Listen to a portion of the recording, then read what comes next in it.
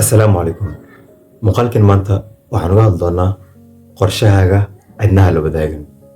Haddaan si kale u dhaho, muraadka aad leedahay qofna aan ha u sheegin.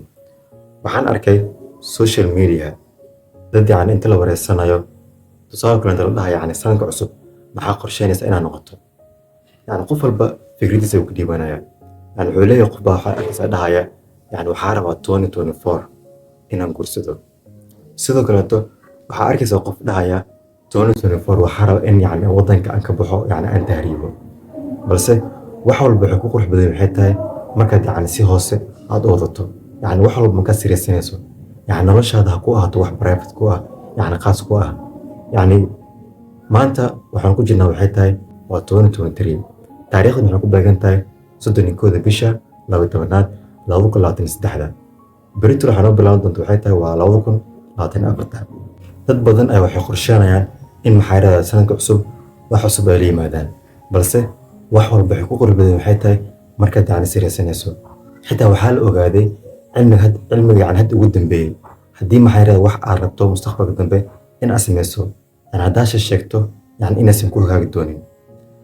Tusaale kaleeto waagii aan yaryareen oo dugsiga quraanka aan dhiganaynay ama iskuulka aan dhiganaynay waxaa laga yaabaa in haddii maanta macalinka uu ku weydiiyo uu ku dhaho maxay jeceshahay mustaqbalka dambe markaad weynaato inaad samayso ama inaad noqoto. Waxaa laga yaabaa ardayda qof walba fikradiisa uu ka dhiibanaya. Waxaa laga yaabaa inaan dhihi jirnay waxaa rabaa inaan noqdo pilot, waxaa rabaa inaan noqdo qof tutorees ah, waxaa rabaa inaan noqdo qof engineer ah. Laga yaabaa xitaa dadkeena qaar inay dhihi jireen waxaa rabaa inaan noqdo macalin ama mutacallimad. Laakiin markayna soo weynaanay wax walba ay isbedeleen. Waxaa laga yaabaa in yaraantaadii waxaad adiga haminaysay ama inaad noqoto ay ka weyn tahay wax maanta adiga aad tahay.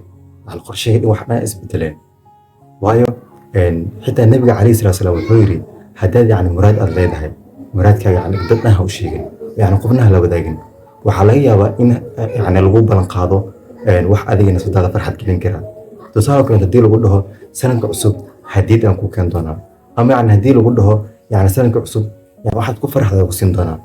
Haddii noqoto ka waran qofka haddii la wadaagto dhahdo aniga sanadka cusub waxbaa la sameyn rabaa aniga aan jeclahay maxaa la soo gadar rabaa.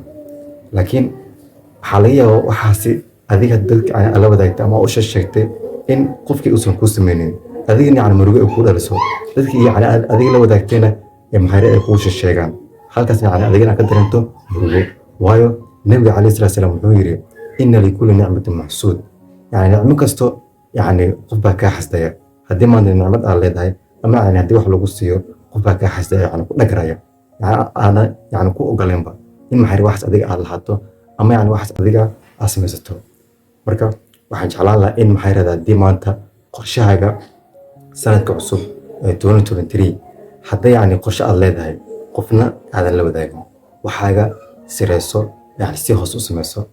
Haddaa guur aad rajaynayso in aad guursato qofna ha la wadaagin. Kaliya dadka wuxuu ku qurux badan waxay tahay in natiijadeeda dadka aad tusiso. Sidoo kale haddaad aaminayso inaad meel dheer aad gaarto qofna ha la wadaagin. Sidoo kale haddaad rabto xitaa in aad tahriibto qofna ha u sheegin. Waxaaga si sirayso. Assalaamu calaykum.